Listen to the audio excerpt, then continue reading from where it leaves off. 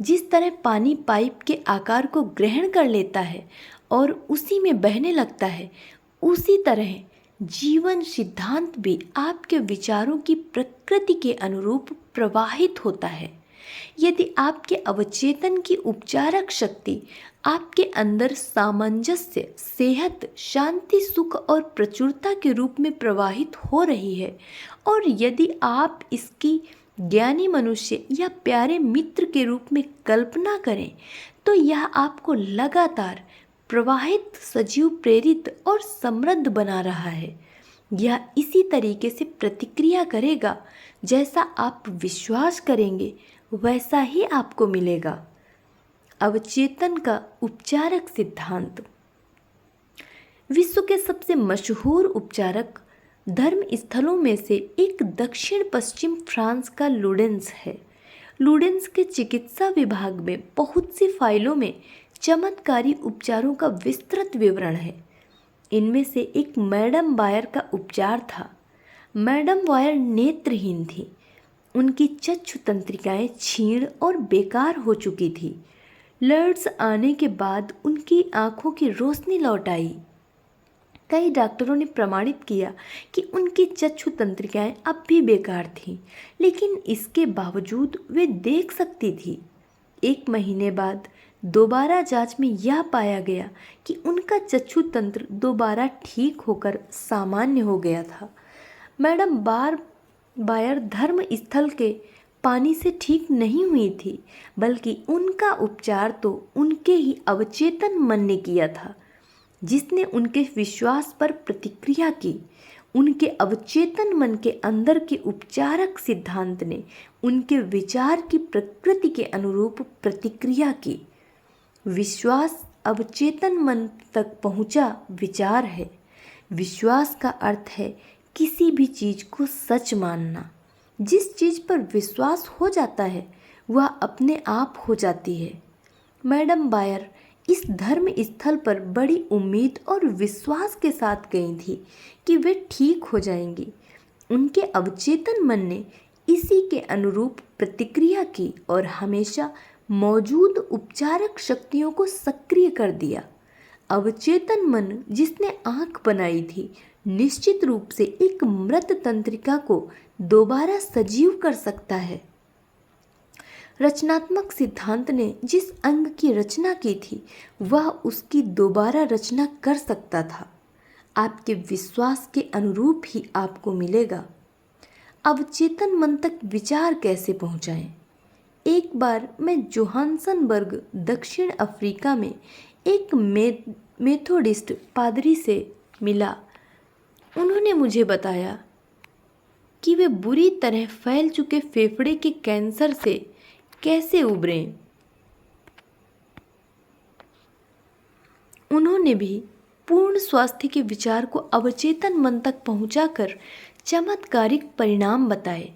मेरे आग्रह करने पर उन्होंने उस प्रक्रिया का विस्तृत वर्णन मुझे भेजा है, जिसे आपके सामने रख रहा हूँ।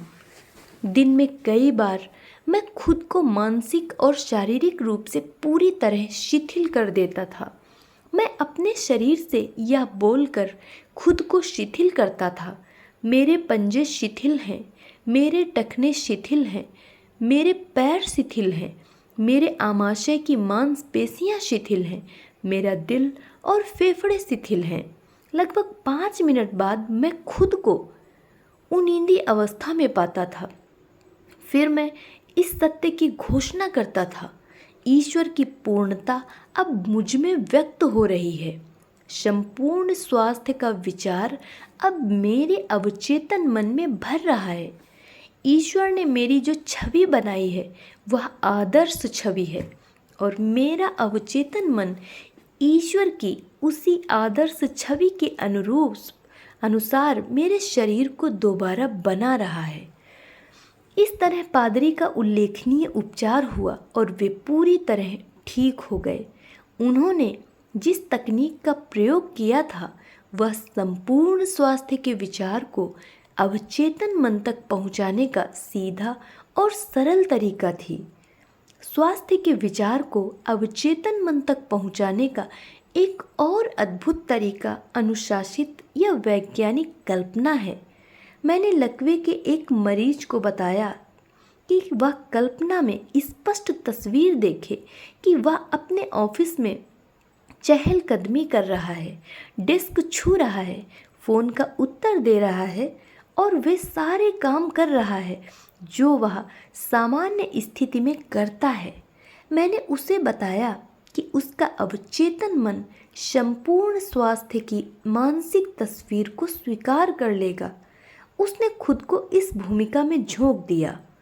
उसने सचमुच महसूस किया कि वह अपने ऑफिस में लौट चुका है। वह अपने अवचेतन मन को एक मूर्त और निश्चित काम दे रहा है। उसका अवचेतन मन वह फिल्म थी जिस पर तस्वीर की छाप छोड़ी जा रही थी। उसने कई सप्ताह तक गहनता से तस्वीर देखी। फिर एक दिन टेलीफोन की घंटी उस वक्त बजी जब बाकी सब लोग बाहर थे। टेलीफोन उसके पलंग से 12 फुट दूर रखा था।